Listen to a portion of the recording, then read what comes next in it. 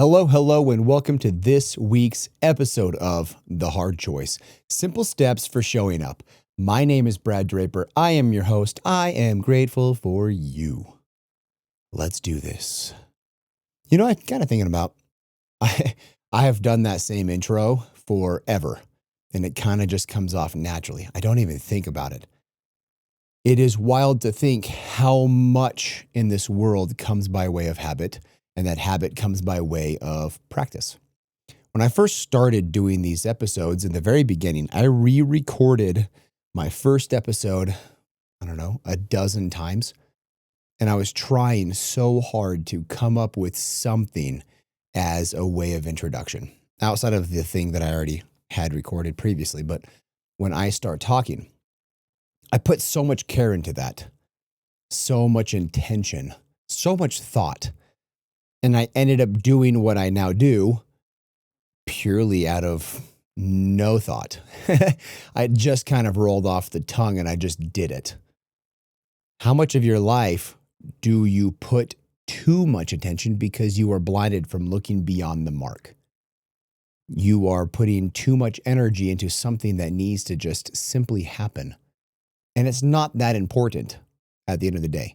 When you think about my podcast and the intro that I say, you probably don't give much credence to it anyways. You probably fast forward through it. I know because I do that.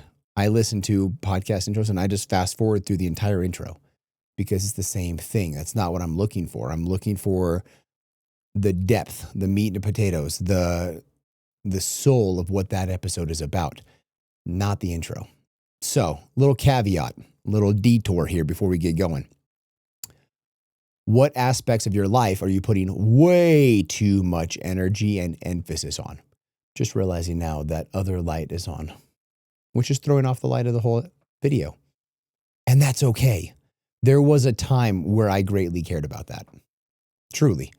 If you go to earlier videos on YouTube, you will see all the pop-ups and the banners and all the stuff and all the glitz and all the glamour. I thought I had to have that. I thought I had to have the pop-up banner title and the little like, download, share, and all these little things. And then early on, I actually tried to do little inserts with faceless things.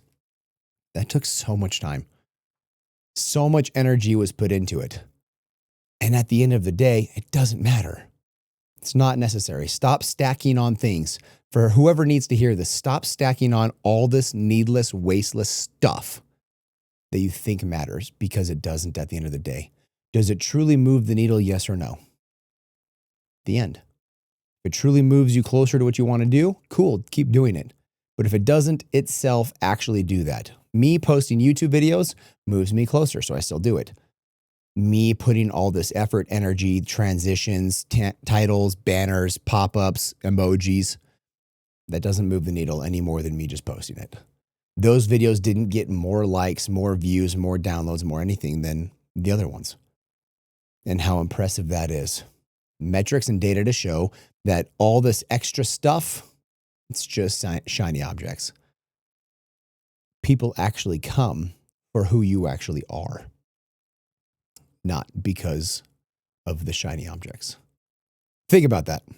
On to the thing that I wanted to talk about, which is learning is found in the reflection, not in the action. Learning is in the reflection, not in the action. So I want you to think back. I want you to reflect. In your life, how many times did you learn whatever it is while it was taking place? You learned the mistake, you learned the tripping hazard, you learned the chaos, you learned a faster way to do something, you learned how to do this stuff in interim while it's actually happening. Versus that action took place, you reflected on the action, and in the reflection, you found the lessons.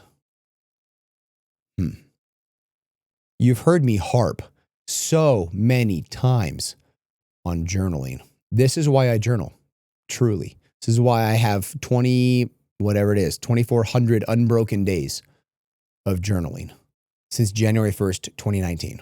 So however many days that is.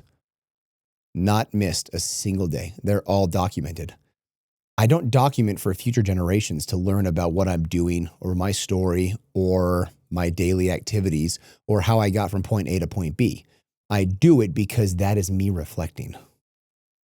That is my action in reflection on the previous day. So I journal in the mornings on the way to the gym. So it's like 5:20 in the morning, and I journal about my previous day. I don't do it at night because I'm exhausted then. I want to sleep and digest the day.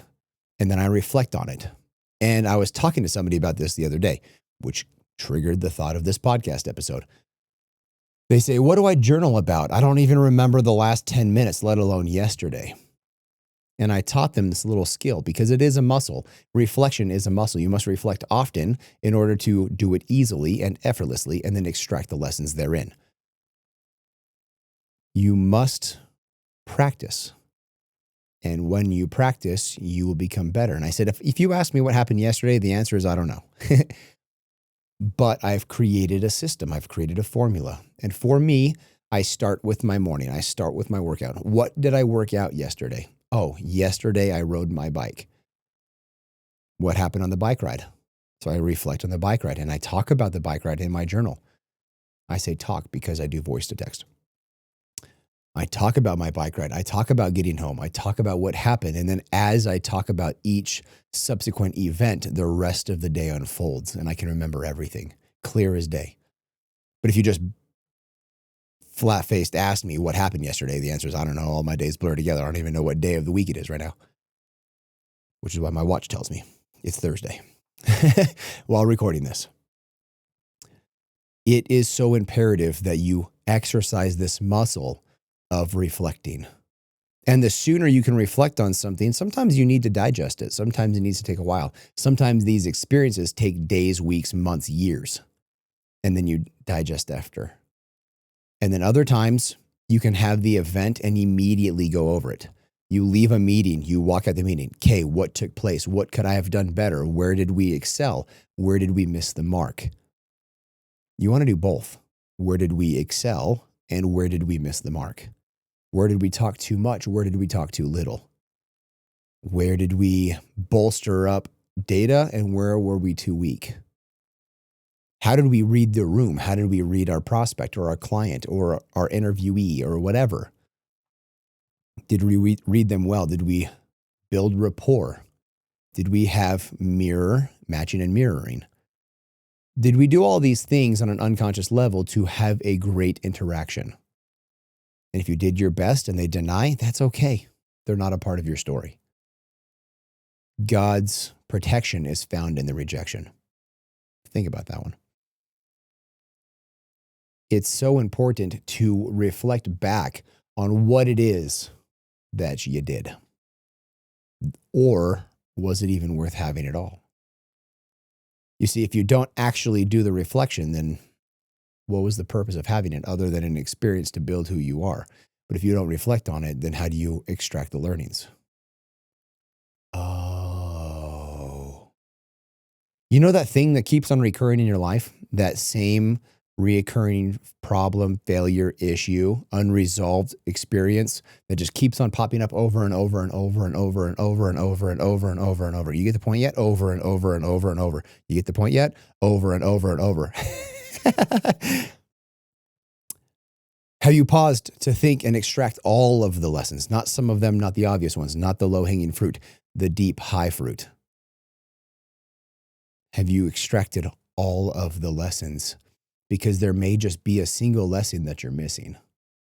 The most important lesson that you're missing. I was pondering the other day about my experience working at the lab. I have now left the lab. I eclipsed my 3-year mark since I left being an executive for the laboratory. In fact, the entire 2.5 years of recording this, I've left the laboratory, but I've referenced the laboratory many times over. So for those that have listened, they know. But if this is your first podcast or you are recently learning about my podcast, I was an executive for a laboratory. Worked at a laboratory for 13 years. My degree's in chemistry. The end.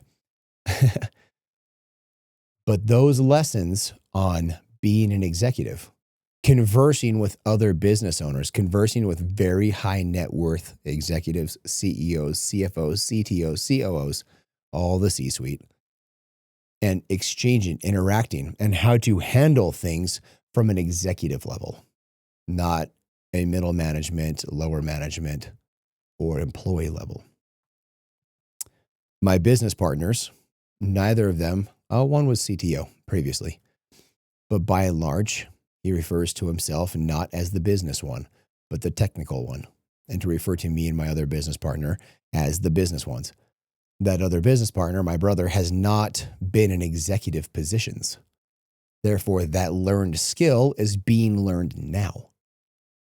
I was the mentee, now I'm the mentor, mostly by way of action. But there's also reflection there. We go over how meetings went. We recently had a meeting this last week where my two partners were on the phone. I was muted. I was in a vehicle with other people. It's kind of loud. So I was muted.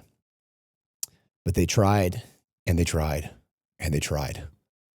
They tried to be really nice and explain the situation to this potential client. Well, this was a potential client that we had a very unique situation in which we needed them to leave us, not us to leave them. We needed to end the relationship on their accord, not on our accord. And with that, they tried for 30 minutes and then tapped me in. And here I came. But that skill came by way of being in the laboratory. I've thought about often, why did I go down this path as a laboratory? I learned so many skills, but what else did I learn that I've not yet realized that I learned? This communication skill, executive to executive, not high-level person to executive, but specifically, you have been the executive over a multi-million-dollar company, conversing with an executive over a multi-million-dollar company. That's a different level of conversation. There are different nuances found therein. And it is a learned skill. Skill as in it depreciates. If you don't practice it, it goes away. So you have to always be practicing it. I go to so many networking meetings, conversing with other executives about executive topics, handling middle management, handling operations, how to overcome trials with vendors, how to overcome trials with clients that are high-level clients.